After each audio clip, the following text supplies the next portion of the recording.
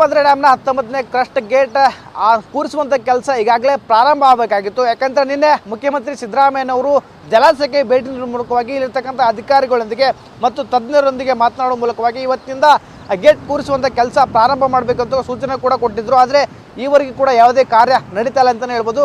ತಾವು ದೃಷ್ಟಿ ಕೂಡ ಗಮನಿಸಬಹುದು. ಅಂದರೆ ತುಂಗಭದ್ರಾ ಜಲಾಶಯದ ಮುಂಭಾಗದಿಂದ 19ನೇ ಕ್ರಸ್ಟ್ ಗೇಟನ್ನು ನಾವು ತೋರಿಸ್ತಾ ಹೋಗ್ತೀವಿ. ಈಗಾಗಲೇ ಆ ಗೇಟನ್ನು ಕೂರಿಸುವ ಮೂಲಕವಾಗಿ ನೀರನ್ನು ಬಂದ್ ಮಾಡುವಂಥ ಪ್ರಯತ್ನವನ್ನು ಕೂಡ ಮಾಡಬೇಕಾಗಿತ್ತು. ಆದರೆ ಈವರೆಗೂ ತಜ್ಞರು ಡ್ಯಾಮ್ ಮೇಲೆ ಬಂದಿರದೇ ಇರೋದನ್ನ ತಾವು ಕಾಣಿಸ್ಬೋದು. ಯಾಕಂತಂದರೆ ಈಗಾಗಲೇ ಹವಾಮಾನದ ಮುನ್ಸೂಚನೆ ಪ್ರಕಾರವಾಗಿ ಮಲೆನಾಡ ಭಾಗದಲ್ಲಿ ಅತಿ ಹೆಚ್ಚು ಪ್ರಮಾಣದಲ್ಲಿ ಮಳೆ ಬೀಳ್ತಾ ಇದೆ.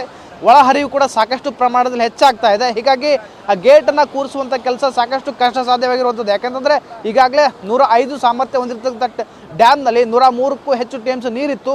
ಈಗಾಗಲೇ 27ಕ್ಕೂ ಹೆಚ್ಚು TMCನ ಹೊರಬಿಡಲಾಗಿದೆ. ನಿನ್ನೆ ತಜ್ಞರು ಹೇಳಿರೋ ಪ್ರಕಾರವಾಗಿ ಸುಮಾರು 65ಕ್ಕೂ ಹೆಚ್ಚು TMC ನೀರು ಹೊರ ಹೋದ ನಂತರವೇ ಆ ಡ್ಯಾಮ್ ಗೇಟನ್ನು ಕೂರಿಸಲು ಸಾಧ್ಯ ಅಂತ ಹೇಳಿದರು. ಈಗ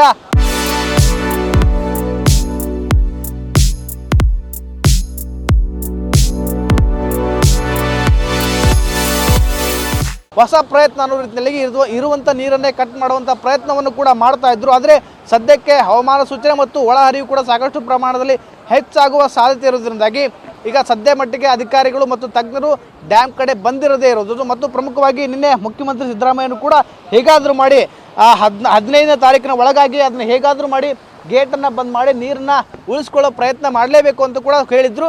ಮತ್ತು ಜೊತೆಗೆ ಇದು ಕಲ್ಯಾಣ ಕರ್ನಾಟಕದ 4 ಜಿಲ್ಲೆಗಳಿಗೆ ಸಾಕಷ್ಟು ಪ್ರಮಾಣದಲ್ಲಿ ನೀರನ್ನು ಒದಗಿಸುವಂಥ ಡ್ಯಾಮ್ ಆಗಿರೋದ್ರಿಂದಾಗಿ ಅದರಲ್ಲೂ ಕೂಡ ಪ್ರಮುಖವಾಗಿ ರೈತರಿಗೆ, ಕೈಗಾರಿಕೆಗಳಿಗೆ ಮತ್ತು ಕುಡಿಯೋ ನೀರಿಗೆ ಕೂಡ ಸಾಕಷ್ಟು ತಾತ್ವಾರ ಮುಂಬರುವ ಬೇಸಿಗೆ ಕಾಲದಲ್ಲಿ ಉಂಟಾಗಬಾರ್ದು ಅನ್ನೋ ದೃಷ್ಟಿಯಿಂದ ಹೇಗಾದರೂ ಮಾಡಿ ನೀರನ್ನು ಉಳಿಸ್ಕೊಳ್ಳೇಬೇಕು ಅನ್ನೋ ಸದ್ಯ ಪ್ರಯತ್ನ ಮಾಡ್ತಾ ಇದ್ರು. ಆದರೆ ಸದ್ಯ ಮಟ್ಟಿಗೆ ಆ ಗೇಟನ್ನು ಬಂದ್ ಮಾಡುವಂಥ ಕಾರ್ಯ ಈವರೆಗೂ ಸಾಗಿಲ್ಲ ಅಂತಂದರೆ ಎದ್ದು ಕಾಣ್ತಾ ಇರುವಂಥದ್ದು. ಮುಂದೆ 10 ಗಂಟೆ ನಂತರದಲ್ಲಿ ಏನಾದರೂ ಅಧಿಕಾರಿಗಳು ಡ್ಯಾಮ್ ಕಡೆ ಬಂದು ಆ ಗೇಟನ್ನು ಬಂದ್ ಮಾಡ್ತಾರ ಅನ್ನೋದನ್ನು ಕೂಡ ಕಾದು ನೋಡಬೇಕಾಗುತ್ತೆ. ಕ್ಯಾಮ್ರಾ ಪರ್ಸನ್ ಸಂತೋಷ್ ಜೊತೆ ವಿನಾಯಕ ಬಡಿಗೆ, TV9 ವಿಜಯನಗರ.